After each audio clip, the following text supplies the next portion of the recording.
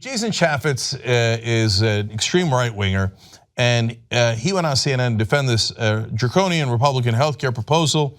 Well, it seems like a lot of people are going to lose their health insurance, and they're not going to be able to afford it, and it's actually going to be more expensive. What happened? I thought you said it was going to be less expensive than Obamacare. Well, basically, Chaffetz telling you, I don't care, man. That's your problem, not my problem. What he says is actually slightly worse. Watch. Access for lower income Americans doesn't equal coverage. Well, we're getting rid of the individual mandate. We're getting rid of those things that people said that they don't want. And you know what? Americans have choices, and they've got to make a choice. And so maybe rather than getting that new iPhone that they just love and they want to go spend hundreds of dollars on that, maybe they should invest in their own health care. They've got to make those decisions themselves. You really think this is the comical view that Republicans have of poor people?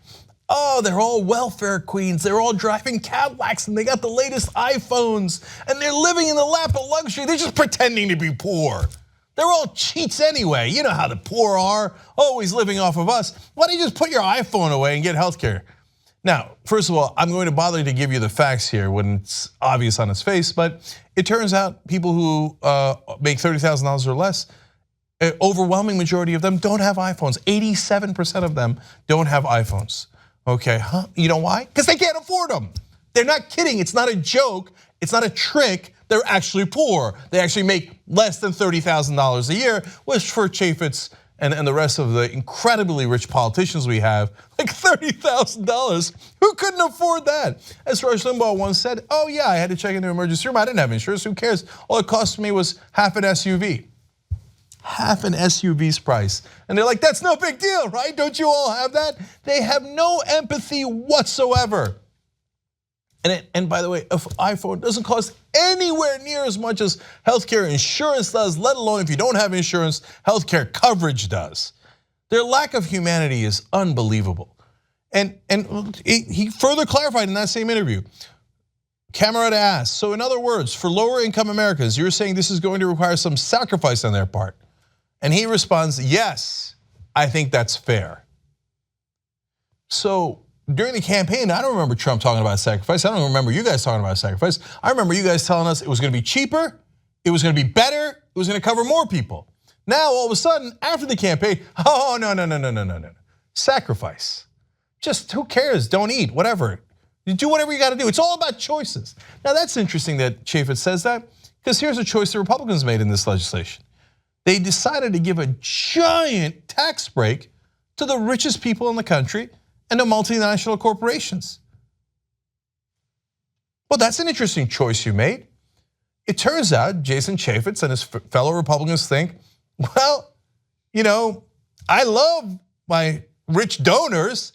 iPhones for everybody if you're rich. Oh, with those tax breaks, you could buy literally thousands, maybe millions of iPhones in combined.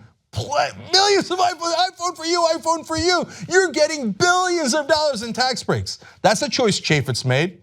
And then when it comes to the poor, it's like, hey, that's your problem, man. Yeah, hey, some of you aren't gonna have insurance.